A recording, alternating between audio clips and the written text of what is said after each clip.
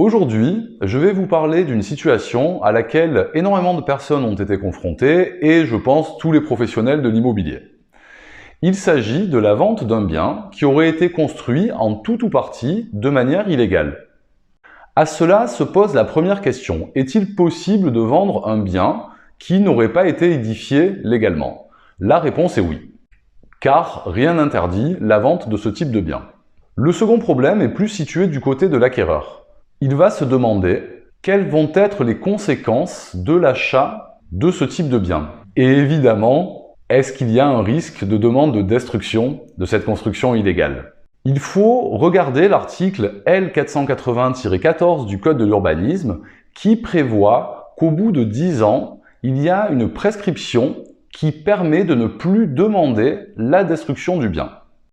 En réalité, les délais de prescription sont variables. Le délai pénal est de 6 ans. Le délai pour les collectivités territoriales que je viens de vous indiquer est de 10 ans. Mais il s'agit là du délai maximum. Ce qui veut dire qu'au bout de 10 ans, la personne qui sera devenue propriétaire de ce bien, s'il a été construit il y a plus de 10 ans, ne pourra pas se voir demander sa démolition. En revanche, deux problèmes se posent. Le premier est lié à la preuve de cette durée des 10 ans.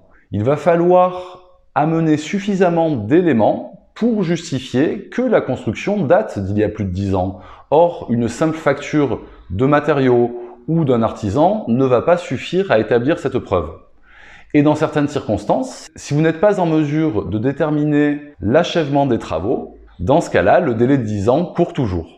Le second problème est lui lié aux conséquences qui peuvent arriver au-delà de ce délai de prescription de 10 ans. C'est un point de droit assez méconnu qui, je pense, devrait vous profiter une fois que vous pourrez l'expliquer à vos clients. Si le bien construit illégalement aurait dû faire l'objet d'une demande de permis de construire, dans ce cas-là, au bout de 10 ans, même si l'on ne peut plus vous demander la destruction du bien, la collectivité pourra toujours vous refuser toute autorisation d'urbanisme, c'est-à-dire une nouvelle extension, une modification de façade, que cela relève du permis de construire ou de la déclaration préalable, peu importe. Et ce point-là est fondamental à expliquer à vos vendeurs et à vos acquéreurs, car récemment, un notaire a écopé d'une sanction de 100 000 € pour ne pas avoir informé l'acquéreur de cette conséquence et lui avoir fait perdre une chance dans la négociation.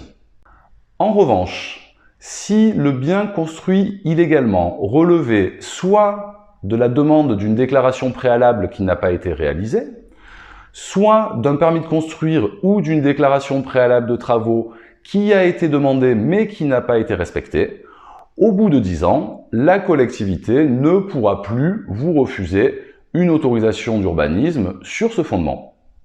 Je vous remercie pour votre attention et j'espère que ce point de droit vous aura été utile.